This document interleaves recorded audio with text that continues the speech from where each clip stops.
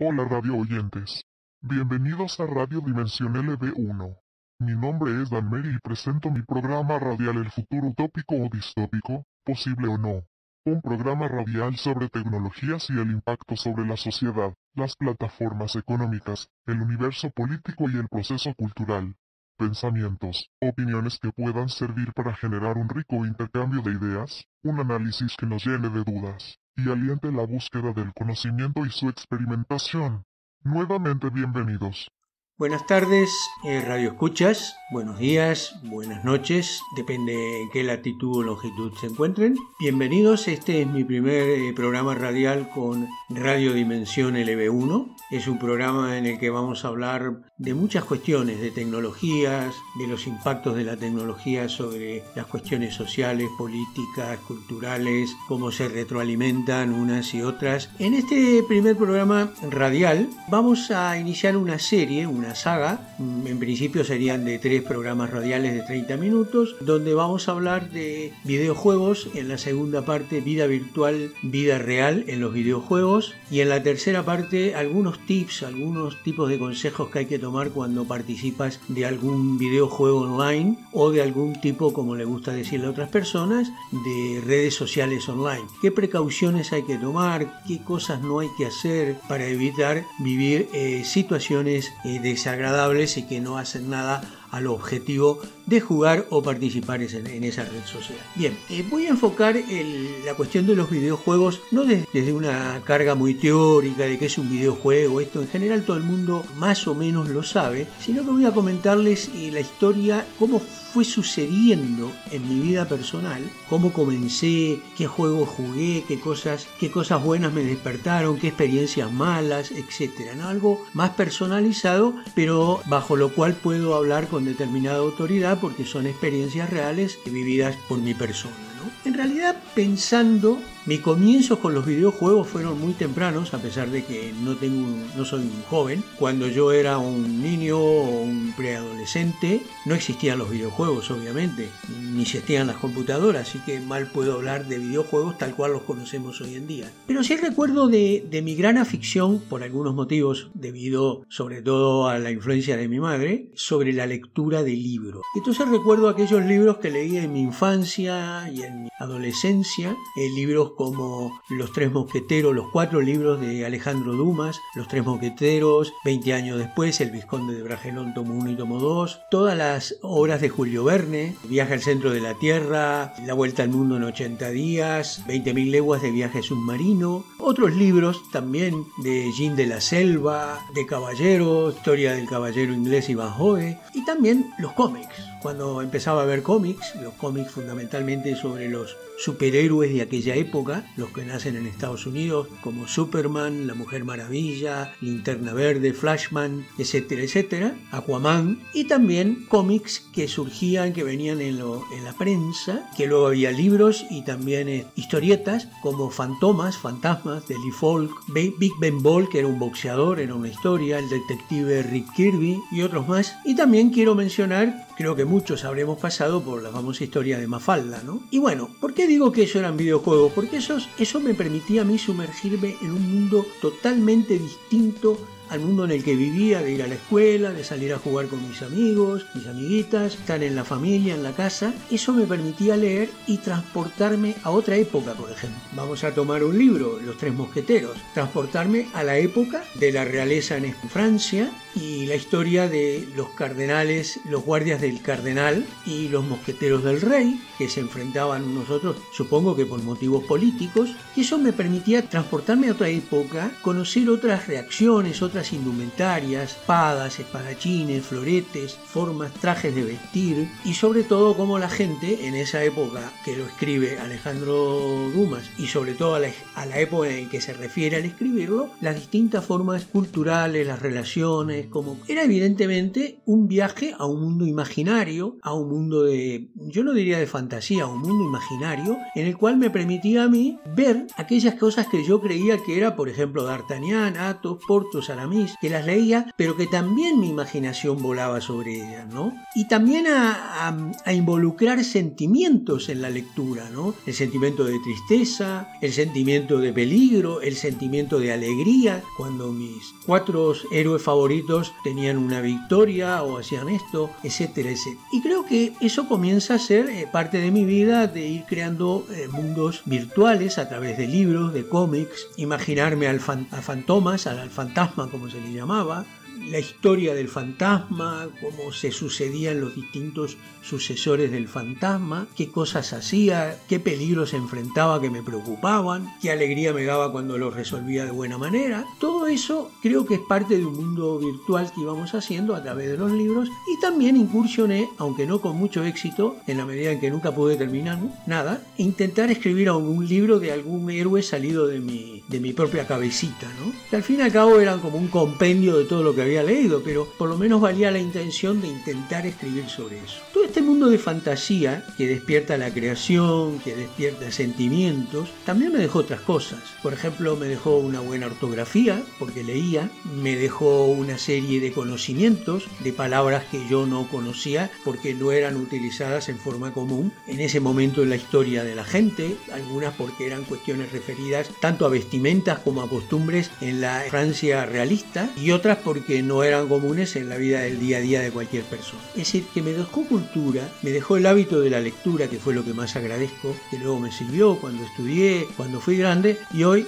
60 y pico de años después, sigo teniendo ese hábito de lectura. Bienvenido, y lo agradezco, y me ha permitido muchas cosas. Pero yo siempre pensé, cuando iba a armar este programa, que realmente ahí nacieron en mi vida toda esa imaginación, ¿verdad? El capitán Nemo, el submarino que iba navegando y cómo enfrentaba los problemas de navegación, cómo obtenía electricidad con 2 cables sumergidos a distintas profundidades, etcétera, etcétera. Luego, bueno, vino el momento de estudiar, el colegio secundario, universidad, siempre seguí leyendo libros de fantasía, leí los clásicos que leyó cualquier muchacho, Ray Bradbury, por ejemplo, Aldous Huxley, un montón de libros tanto de ciencia ficción como otros de novela histórica, de relatos, la vida de Marco Polo. Uno empezó a leer cuestiones sobre los filósofos griegos, sobre la mitología griega. Bueno, fue variando, pero gracias a ese hábito de lectura que me quedó de mi infancia muy temprana, y siempre se lo agradezco, y en particular a Alejandro Dumas, porque Los Tres Mosqueteros fueron mi libro de cabecera en aquel momento. Luego leí la historia de Alejandro Magno, que también me impactó muchísimo, etc. Pero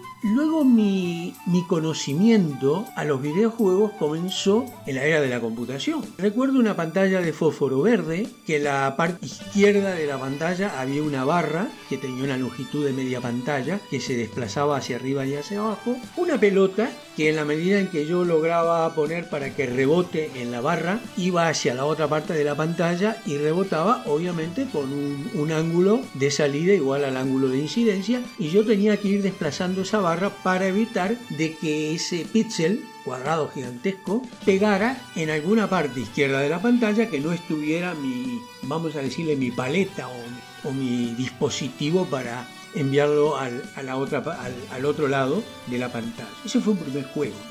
Uno se divertía, ¿no? Porque parecía un juego de reflejos, un juego de intuir con qué ángulo de incidencia iba a rebotar y ver dónde iba a dirigirse el píxel. O también que podía suceder que rebotaba en la parte superior de la pantalla y cambiaba el ángulo. Entonces había que tener mucha concentración y muchos reflejos para jugar a eso. Un juego que uno podía jugar relativamente, distenderse media hora, 20 minutos, pero luego era un poco más de lo mismo. Luego empezaron a aparecer el mismo tipo de juego, pero esta vez en lugar de una sola paleta había 2, una de cada lado, y había que ver dónde se movía, y ya en algunos casos con el teclado podían jugar 2 personas y habilitabas la tecla correspondiente, pero todo eran juegos muy primarios, unos píxeles gigantescos, y esos fueron los primeros juegos que uno lo veía como un momento de relax, ¿no? Voy a relajarme un ratito y juego. Pero Recuerdo que uno de los primeros juegos que jugué en la PC y que me encantó fue lo que fueron los comienzos del Doom, ¿no? Que era un juego en el cual había un laberinto y tú tenías que ir tomando salud y tomando dinero y tenías que tener cuidado porque había muñecos, es decir, había avatares, boots,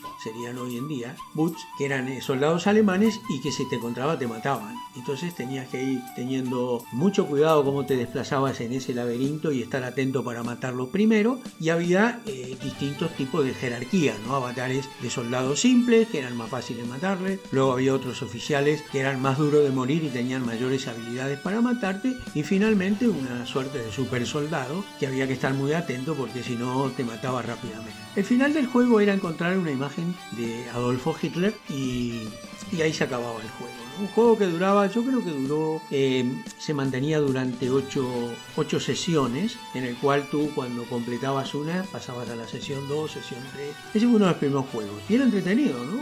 Un juego muy simple, cualquier chico de hoy en día lo vería como algo primario, pero en el momento era muy simple y uno se divertía. Luego vino el Doom. El Doom ya era otro juego que permitía pelear contra monstruos, pelear contra gente que se había transformado por efectos zombies, etcétera, etcétera, y permitía además, si tú te conectabas con los cables, que dos computadoras se enlacen a través de un cable y poder jugar 2 personas al Doom en forma colaborativa. Eso también fue algo extraordinario. Ya la pantalla, la resolución gráfica era mejor, la inteligencia del juego era mejor, etcétera, etcétera, y el relato del juego era. Y ese fue el Doom, ¿no?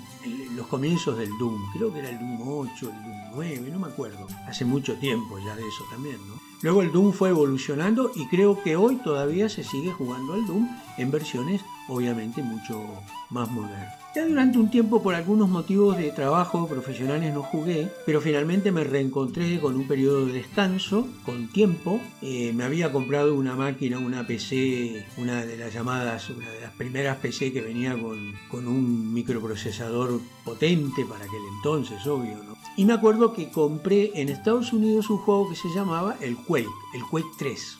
El Quake 2 nunca lo jugué, entré al Quake 3 y realmente me apasionó el Quake 3, ¿no? Porque tenía Capture the Flag, tenía el combate de todos contra todos, tenía una serie de modalidades de combate, tanto por grupos como individuales, y además tenía un montón de escenarios y distintos escenarios en el cual tú tenías que capturar la bandera, traerlo a tu lugar, defender de que tu bandera no se la lleve otro, y era un juego asociativo, colaborativo, y se jugaba por puntos, y realmente era emocionante. También involucrabas emociones, cuando ganabas la alegría, cuando perdías, pero ¿qué pasó? ¿Cómo permitimos que pasara esto? Y también a veces había desbalance, cuando de un lado estaban todos los buenos y del otro lado jugadores más mediocres.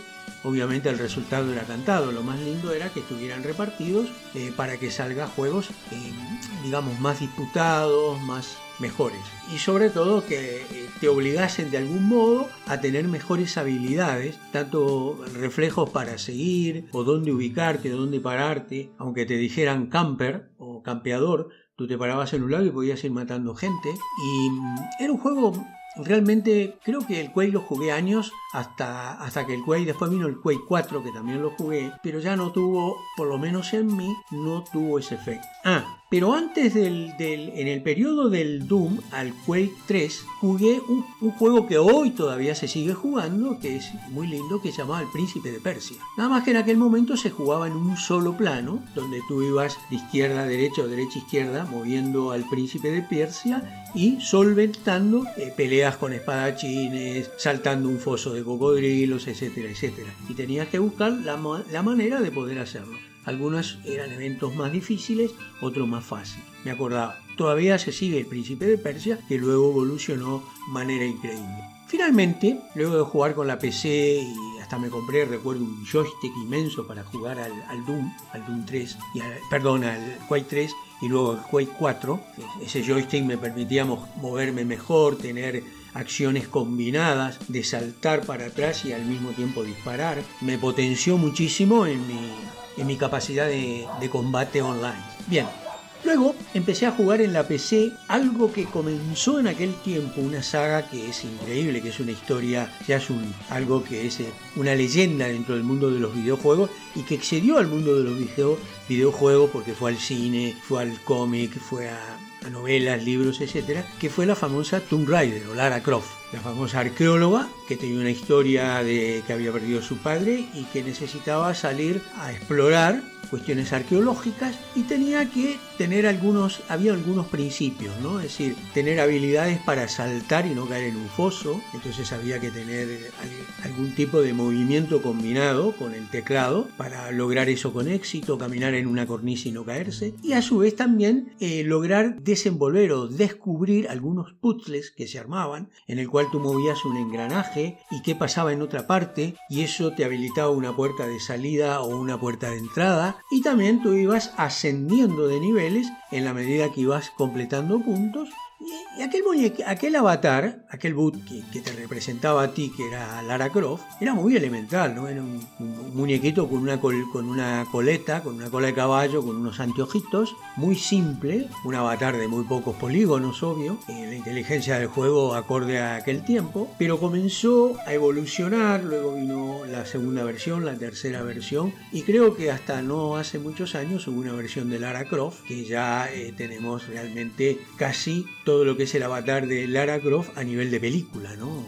Un cuerpo y un rostro bien definidos, una inteligencia del juego extraordinaria, una capacidad que puede durar horas, depende del tiempo que le dediques, obviamente, y tus habilidades. Y Lara Croft se convirtió así también en uno de los personajes favoritos, sobre todo porque estaba muy personalizado. Luego creo que vi las 3 películas que hubo sobre Lara Croft, las 2 primeras con Angelina Jolie y la última con Diana, esta actriz creo que sueca, que interpreta muy bien el papel de Lara Croft, y todo el mundo que había de Lara Croft en las distintas páginas web. Luego fueron surgiendo otros juegos, Uncharted, ya me compré una PlayStation 3 en aquella época, jugaba Uncharted, jugué Resident Evil, que fue el primer juego colaborativo que había que luchar contra un laboratorio siniestro, maléfico, que era Umbrella, y había que derrotar un montón de gente mutada, zombies mutados, algunos simples y otros muy grandes con muchos poderes. Tenía una inteligencia de juego bastante interesante, ¿no? No era trivial matar a los enemigos, había que saber cómo hacerlo y se podía jugar de forma colaborativa. Todas las partes online que tenían los juegos, Uncharted, eran partes muy simples, Capture the Flag, todos contra todos, etcétera, etcétera, y se jugaba poco. Lo que más se jugaba era el juego, tu computadora, que era el modo story o el modo historia, en el cual tú ibas enfrentando diferentes desafíos hasta llegar al final del juego. Bueno, luego otro juego que también me gustó mucho, fue el juego de un personaje japonés, de tipo japonés, que saltaba por los edificios y las cornisas, y otro tipo de juegos que bueno, ahora no recuerdo mucho, pero lo jugué durante mucho tiempo. Y también empecé a jugar GTA V, Red Redemption y otros juegos más, que todos tenían su parte buena, su parte linda, pero el que en los últimos años he jugado la mayoría de las veces ha sido GTA V, ¿no? Un juego que te permite moverte por todos lados, no es un juego lineal que tú tienes que ir obligatoriamente por distintos pasos, por distintas partes, tú te mueves como quieres, y es un juego que logró involucrar diferentes modos online, ¿no? Misiones, combate frente a Butch, también implicó lo que es Capture the Flag, lograba todo y además te permitía mover y te permitía, sobre todo el GTA V, interactuar con los otros avatares, y era un juego que lo podías jugar en modo story, muchos de hecho lo jugaron, pero la parte más linda que me atrajo a mí fue el modo online, en el cual tú podías chatear con otros jugadores, presentarte, jugar con ellos todo el tiempo, hasta formar un verdadero equipo. Bueno, como todo, de repente esa gente no aparecía más durante un tiempo y encontrabas nuevos amigos, nuevas amigas, pero todo un avatar que tú creabas Y ahí empezó un poco la cuestión de que tú estabas construyendo un personaje. No es que tú jugabas con Lara Croft, que era un personaje que estaba prehecho en el juego y que tú tenías que operarlo, vamos a decirlo, sino que tú podías crear tu propio personaje, ¿no? Y no tenías límites de edad, límites de sexo, límites de color, cómo querías vestirlo. Tú creabas aquellas cosas que tú creías o querías, y a veces hoy querías esto y mañana otra cosa, y creabas un personaje y luego otro. Eso fue un poco lo que fue la experiencia de GTA V, que todavía hoy en día lo sigo jugando, ya más de vez en cuando, porque me ha cansado, esperando que surja el GTA VI, que parece prometer una parte de red social y de roleplay mucho más importante que la actual. Y también quiero mencionar,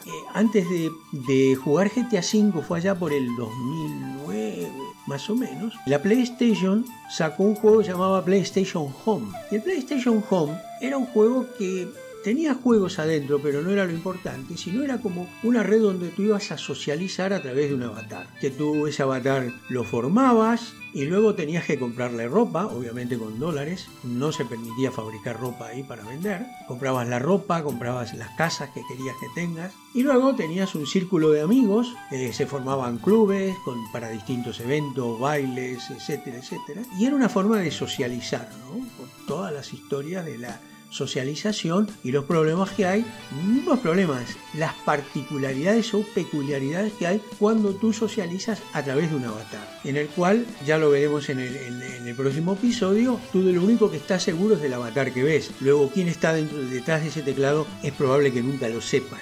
Bien. El PlayStation Home era una suerte de Second Life, que también tuve mis incursiones en Second Life, pero con muchos mejores gráficos, obviamente sin tanto lagging como tiene Second Life, porque aparte lo jugabas en la PlayStation, tenía el soporte de Sony, etc. Pero claro, Second Life era mucho más completo. En Second Life tú podías vender ropa y ganar lindens con un token interno, vender propiedades, diseñar cosas, se formaban grupos en torno a intereses, por ejemplo gente que se reunía para hablar de bailes, de danzas, otros se reunían para hablar de música, de jazz, de rock, otros se reunían para hablar de cosas más específicas, grupos del tipo Gore, la famosa novela de Norman sobre maestros y esclavas, otros formaban hasta empresas. Microsoft montó una empresa y creo que Uchi también dentro del Second Life, y el Second Life era, lógicamente, tenía una perspectiva de mucho mayor alcance, de mucho mayor calado que el que tenía el PlayStation Home, que podíamos decir que era una red social terna de entretenimiento, que no digo que sea menor por eso, pero el Second Life apuntaba a ser otra de las grandes cosas que había. Bueno, tuvo su evolución, algunos siguieron jugando, otros se fueron, luego aparecieron juegos sucedáneos o parecidos a Second Life, pero ya más orientados a un nicho. Recuerdo el Red Light, que era mucho más orientado a partes sexuales o a encuentros amorosos. Luego estuvo el Limbo, tenía de todo un poco, como el Second Life, o con el Second Life también había encuentros, gente que se casaba en Second Life, gente que tenía propiedades que se vendían, que fueron un poco los comienzos o las pruebas de concepto de los mundos virtuales, ¿no? Y es ahí, a partir de PlayStation Home, a partir de Second Life, a partir de Inbu, de Red Light y de GTA V Online, que comienza un poco esa historia de ir creando una historia online. Y creas tu personaje, las cosas que tú quieres que haga tu personaje, los enredos y no enredos que quieres que hagas tu personaje. Es decir, es un poco ir escribiendo una historia dentro de estos videojuegos para algunos, redes sociales para otros. Luego en el próximo episodio veremos realmente desde mi punto de vista qué son y qué diferencias se supone que tienen entre unos y otros. Y eso planteó lo que luego llamamos ir formando una vida virtual. Es decir, en el cual tú no estás definido por lo que eres, sino tú te defines a partir de lo que tú puedas crear, en cualquier aspecto, ¿no? Si a alguien se le ocurre ser pelirrojo, pues en ese programa arma un avatar pelirrojo. Y si a alguien se le ocurre medir 2 metros y tener un cuerpo de fisicoculturista, aunque en la vida real sea un gordo, calvo, no importa, tú puedes armar tu personaje. Lo mismo personajes femeninos, masculinos u otro tipo de personajes que hay ahora, furries o personajes personajes vinculados a formas animales, etcétera, etcétera, o a formas futuras de alienígenas. Es un poco ahí donde comienza a surgir la vida virtual, donde ya el juego no es solamente para jugar, como en el GTA V, en el que puedes jugar una misión o lo que se llama jugar algún tipo de secuencia de juego para ganar puntos, sino además la posibilidad de ir generando una vida social entre avatares. Aunque eso lo tiene con mayormente desarrollado, lo tiene Second Life que lo que puede tener hoy el GTA V. Bien, hasta aquí quería comentarles un poco cómo fui atravesando esa época de videojuegos, desde los más simples y desde lo que yo llamo los comienzos, que era el libro de aventuras, el libro que te ilusionaba y te hacía vivir en lugares distintos, el libro sobre Espartaco, donde tú sentías lo que era ser un gladiador. No solo te enterabas que era un gladiador, sino qué cosas podía sentir un gladiador. Desde ahí hasta los videojuegos actuales. Y bueno, no quiero pensar cuando ya los juegos los podemos jugar con una resolución altísima en 8K y luego en forma inmersiva con cascos de videojuegos y además toda una serie de interacciones, de guantes con el cual tú puedes sentir texturas, cuanto más se puedan acercar a la realidad, y ahí está planteado lo que es un mundo virtual. En el próximo episodio, ya me voy despidiendo, vamos a hablar qué significa vida real y vida virtual, qué cosas, desde mi punto de vista, no hay que hacer, qué cosas no hay que mezclar, con qué cosas hay que tener cuidado en los datos que subes o que abres o que dejas. Vamos a ver la vida virtual y la vida real. En el tercer episodio, a partir de todo esto que hablemos en los dos episodios, este y el que le sigue, vamos a empezar un poco a ver qué es lo que propondría de tan revolucionario o disruptivo, por ejemplo, el metaverso. O sea, al fin y al cabo, el metaverso no sería una suerte, vamos a llamarlo, de Second Life, con unas resoluciones altísimas, con outputs distintos, pantalla de 8K, 4K, realidad aumentada, cascos de realidad virtual y con otro tipo de dispositivos de input como ser la voz, el comando por voz y también la interpretación de los gestos de imagen, ¿no? Que podría ser el metaverso. Bueno amigos, gracias por haberme seguido hasta acá. Lo que les conté son cosas que me sucedieron, así que no hay lugar a interpretaciones que no sean ciertas. Y en el próximo capítulo hablaremos sobre realidad virtual, realidad real life y qué cosas no hay que hacer o cómo se puede jugar o relacionarse socialmente sin correr riesgos innecesarios. Muchas gracias a todos y a todas por seguirme hasta aquí. Cualquier duda o pregunta tenemos nuestra página web y buenas tardes, buenas noches, buenos días, cual sea la hora que nos escuchen. Hasta el próximo podcast, por favor. Si les interesa el tema, quieren dar su opinión, bienvenidos. Esto es tratar de construir entre todos algo que nos pueda servir a todos. Muchas gracias y buenas tardes.